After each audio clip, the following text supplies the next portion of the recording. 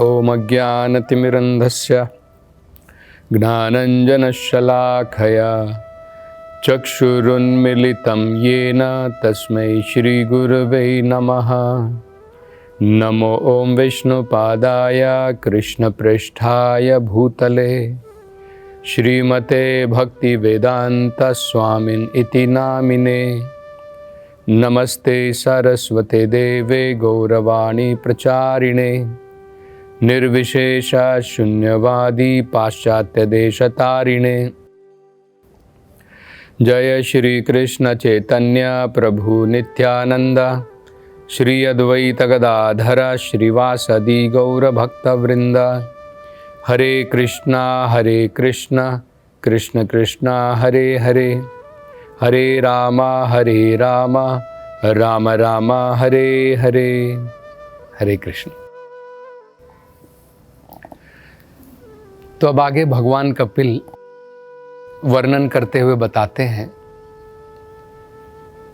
कि यमदूत इस व्यक्ति को जो अनेकों प्रकार के पाप कर्मों से लिप्त है उसको बड़ा लंबा रास्ता चलाते हुए लेकर के जाते हैं। इसके कारण वो भूख से और प्यास से लिप्त रहता है। अगर आप लंबा रास्ता चलते हैं तो आपको भूख भी लगेगी और आपको प्यास भी लगेगी। और भागवत में वर्णन किया है कि जब उसको यमराज के लोक तक ले जाया जाता है, यमलोक तक ले जाया जाता है, तो सूरज जो है अपनी पूर्ण किरणों के द्वारा अत्यंत तप्त रहता है, जिसे हम कहते हैं स्कॉर्चिंग हीट, मतलब बहुत गर्मी रहती है जो पूरे शरीर को जला देती है। और उस रास्ते पर दोनों तरफ जो जंगल होते हैं वो उसमें अग्नि लगी होती है।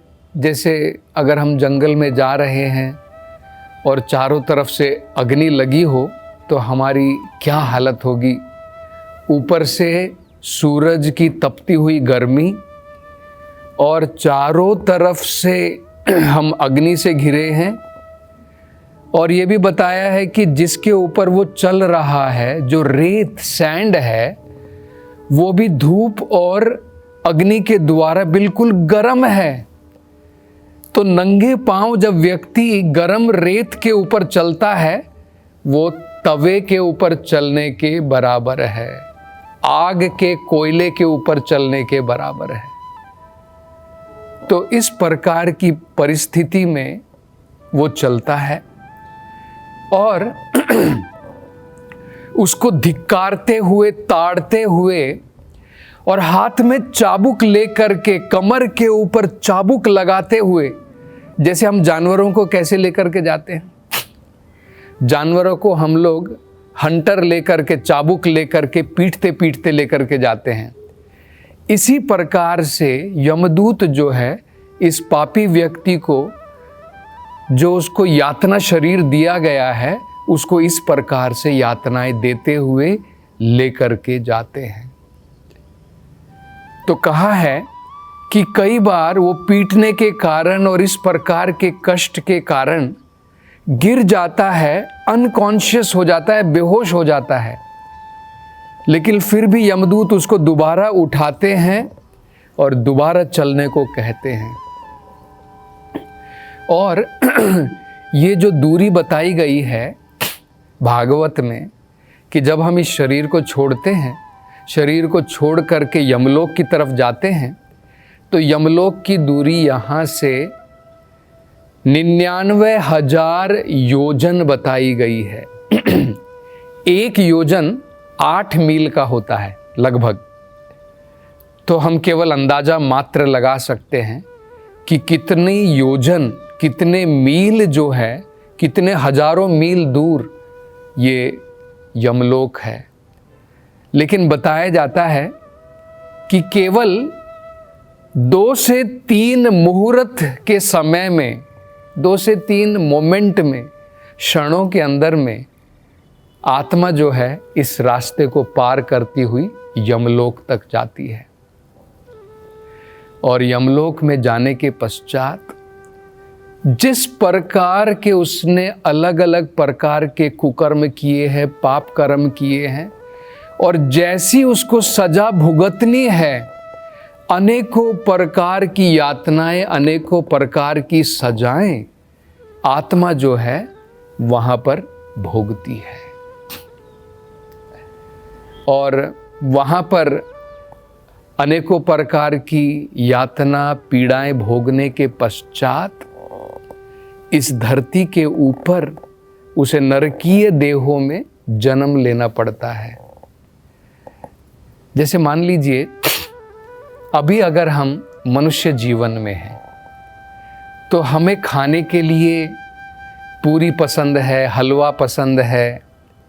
अगर हमें अभी कोई कहे कि भाई तुम मल खा लो तो हम तो उल्टी कर देंगे। हमें कहाँ, मल को हम लोग जो है नाक बंद करके दूर रखते हैं। लेकिन जरा सोचिए, अगर हमें किसी योनि में बाद में जाकर के मल खानी हो तो क्या हम डायरेक्टली जाकर के खा पाएंगे? अगर हमें उस प्रकार का अभ्यास नहीं दिया जाएगा नरक लोकों में, यमलोक में जिस जिस प्रकार की देह की हमें प्राप्ति होने वाली है, उस प्रकार की जो हमें वहाँ पर उस शरीर के अंदर में जो हमें प्राप्त होने वाला है, उसका अभ्यास पहले ही यमलोक में हमें करना पड़ता है। मतलब अगर हमें अगले जीवन में शूकर बनना है तो हमें उसकी प्रैक्टिस यमलोक में पहले करनी पड़ती है। वहाँ पर अनेकों प्रकार से पीड़ाओं के द्वारा उस आत्मा को, उस यातन शरीर के द्वारा मल खाने की प्रैक्टिस का अभ्यास करना पड़ता है। और तब जाकर के उस नरकीय देह में भी वो व्यक्ति जो है संतुष्टि लेता है, आनंद लेता है। तो 2 प्रकार से हमें जो है सजा बितानी पड़ती है। एक तो यमलोक में और उसके बाद में अनेकों प्रकार की नरकीय योनियों में, निम्न योनियों में। और उसके बाद भागवत में कहा है कि जब व्यक्ति निम्न योनियों में जाने के पश्चात और अपनी जो उसकी सजा उसे भुगतनी थी यमलोक में, उसको भोगने के पश्चात जब उसकी सजा खत्म हो जाती है तो दोबारा उससे मनुष्य का जीवन प्राप्त होता है। ठीक उसी प्रकार से जैसे मान लीजिए एक व्यक्ति ने एक राज्य के अंदर में, एक देश के अंदर में अनेकों प्रकार के अपराध किए हैं, तो अपराध करने के पश्चात पुलिस जो है उसको लेकर के जाती है, कोर्ट में लेकर के जाती है। कोर्ट में ले जाने के बाद में जज जो है उसका फैसला करता है, उसे कौन सी जेल में कितने सालों के लिए बंद किया जाएगा। तो मान लीजिए वहाँ पर जेल में जाता है और अनेकों प्रकार के जो है कष्ट भोगता है। कहीं पर उसे हार्ड वर्क करना है, कहीं पर चक्की चलानी है, कहीं पर पत्थर फोड़ने हैं, कहीं पर उसकी जो है लकड़ियों से पिटाई की जाती है बैंत के द्वारा। तो अनेकों प्रकार के कष्ट सब भोगने के पश्चात उसको जो है फ्री कर दिया जाता है, दोबारा छोड़ दिया जाता है।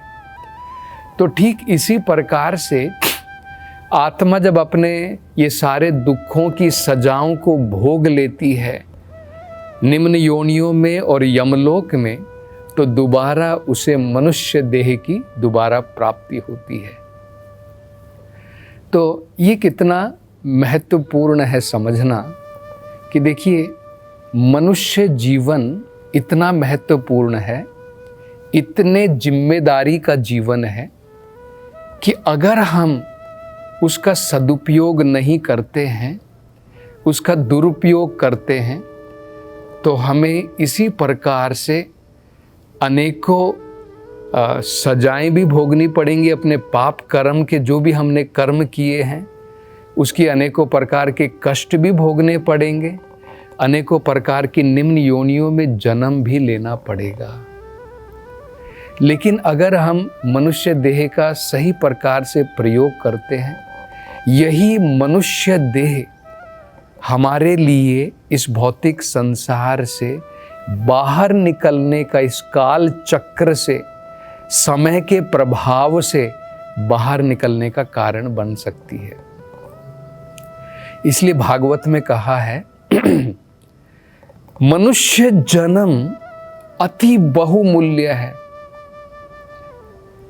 जैसे नरोत्तम दास ठाकुर एक बड़े महान जो संत थे, वो कहते हैं कि मनुष्य जीवन जो है बहुमूल्य है, और अगर कोई व्यक्ति उसका सही प्रकार से प्रयोग नहीं कर रहा है, वो जानबूझ करके विष पी रहा है, विष का पान कर रहा है। तो ये हमें जो है आभास होना चाहिए कि मनुष्य जीवन अत्यंत श्रेष्ठ है। यहाँ पर एक बड़ा महत्वपूर्ण जो हमें एक संदर्भ यहाँ पर समझना है, विषय जो समझना है कि ये जो व्यक्ति धर्म के अनुसार अपने कर्मों को करता है, उसे नरक लोक भुगतने की कोई जरूरत नहीं पड़ती है। ये केवल उन व्यक्तियों के लिए है जो धर्म के अनुसार अपने कर्म नहीं करते हैं। जैसे उदाहरण के तौर पर मान लीजिए, हम 4 प्रकार के कर्म करते हैं इस भौतिक संसार में। जैसे बताया जाता है कि 4 प्रकार की वर्ण होते हैं। कोई ब्राह्मण का कर्म करता है, कोई क्षत्रिय का कर्म करता है, कोई बिजनेस करता है, और कोई कार्य करता है, कर्म करता है, वर्कर का, नौकरी करता है। तो ब्राह्मण, क्षत्रिय, वैश्य, शूद्र। ब्राह्मण का जो कर्म होता है उसको, उसके अंदर में गुण भी होने चाहिए और उसे उस प्रकार का कर्म भी करना चाहिए। तो मान लीजिए अगर कोई केवल नाम मात्र से कहता है कि मैं ब्राह्मण हूं, भगवान की पूजा में लगा है, मंदिर में अर्चना कर रहा है, लेकिन अगर उसमें ब्राह्मण के गुण नहीं हैं, तो वो भी एक प्रकार से धोखाधड़ी करके, बेईमानी करके अपना जीवन चला रहा है। वो भी पाप का भागी बनता है। इसी प्रकार से चाहे क्षत्रिय हो, चाहे वैश्य हो, चाहे शूद्र हो, अगर सब धर्म के अनुसार अपना कर्म करते हैं तो उन्हें पाप का भागी नहीं बनना पड़ता है। लेकिन हमें ये समझना है, इस भौतिक संसार में या तो जानबूझ करके या अनजाने में भी हम लोग कई बार पाप कर्म करते हैं। तब हम लोग कहेंगे कि भाई क्या करें, हम ऑफिस को जाते हैं और ऑफिस को जाने के समय में अनेकों प्रकार के कीटाणु हमारे पाँव के नीचे मर सकते हैं, वो भी तो पाप कर्म है। क्या उसके भी हमें फलों को भुगतना पड़ेगा, नरक में जाना पड़ेगा? तो उसके लिए भी सॉल्यूशन दिया है, वेदों में कहा है। जैसे उदाहरण के तौर पर अगर ब्राह्मण यज्ञ करता है, ऐसा नहीं है कि उसका कर्म केवल शुद्ध है। ब्राह्मण जब यज्ञ करता है, अग्नि जलाता है, तो उस अग्नि में भी अनेकों प्रकार के कीड़े मकोड़े गिर करके मर जाते हैं। तो अगर हम देखें तो वो भी एक प्रकार का पाप कर्म है। जब घर में हम मोमबत्ती जलाते हैं, घर के अंदर में आग जलाते हैं, गैस जलाते हैं, हम देखते हैं कि अनेकों प्रकार के कीटाणु उसमें मर सकते हैं। तो ये तो जाने अनजाने में हम पाप कर्म करते ही रहते हैं। इसलिए इसकी एक सॉल्यूशन दी है भगवत गीता में। भगवान कहते हैं, यज्ञ अर्थात कर्मणो अन्यत्र लोकोयम कर्म बंधनः। जो भी कर्म करते हो, जो भी कर्म करते हो, उसे भगवान की संतुष्टि मात्र के लिए करो। अपनी इंद्रिय तृप्ति के लिए कर्म मत करो। अगर इंद्रिय तृप्ति के लिए कर्म करोगे, उसके अंदर में जो भी अनजाने में तुम पाप कर्म करोगे, उसका हमें भागी बनना पड़ेगा, उसकी सजा भुगतनी पड़ेगी। लेकिन अगर हम भगवान की संतुष्टि के लिए कर्म करते हैं, उसमें जो भी अनजाने में अगर हम पाप कर्म कर भी देते हैं, जैसे मान लो अगर हम अग्नि जला रहे हैं, हम होम कर रहे हैं और उसमें अगर कुछ कीड़े मकोड़े आकर के गिरते भी हैं, तो भगवान कहते हैं क्योंकि हम भगवान की संतुष्टि के लिए कर्म कर रहे हैं, हम उसके पाप कर्मों से मुक्त हो जाते हैं। इसी प्रकार से भगवद गीता में ये भी बताया है, जो व्यक्ति भोजन केवल अपनी इंद्रिय तृप्ति के लिए खाता है वो केवल पाप कर्म खा रहा है, लेकिन जो व्यक्ति भगवान को भोग चढ़ा करके प्रसाद के रूप में ग्रहण करता है वो सभी प्रकार के पाप कर्मों से मुक्त हो जाता है। यज्ञ शिष्ट शिनो संतो मुच्यन्ते सर्व किल विषय। जो व्यक्ति यज्ञ की भांति भगवान को भोग चढ़ा करके प्रसाद ग्रहण करता है, मुच्यन्ते सर्व किल विषय, वो सभी प्रकार के पाप कर्मों के फलों से मुक्त हो जाता है। और भगवान भगवद गीता में ये भी बताते, देखिए कितना बढ़िया है। भगवान कहते हैं कि अगर आप आध्यात्मिकता के रास्ते पर चल रहे हैं, अगर आप आध्यात्मिकता के रास्ते पर चल रहे हैं और मान लीजिए किसी कारणवश आप आध्यात्मिकता पूरी नहीं कर पाए, भगवान की भक्ति आपने पूर्ण रूप से नहीं की, तब भी कोई चिंता की जरूरत नहीं है।